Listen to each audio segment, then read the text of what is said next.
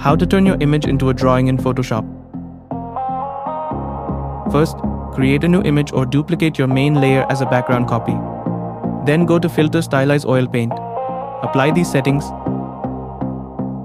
Stylization 10.0, Cleanliness 10.0, Scale 0.8, Bristle, Detail 0.0, Shine 0.8. Press OK when done. Next, go to Image Adjustments, Shadows, Highlights. Shadows, Amount 100, Highlights, Amount 21. After that, again go to Image Adjustments Threshold.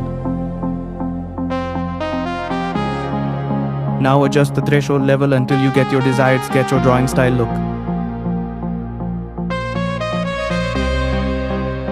And that's it, your image is now transformed into a drawing effect.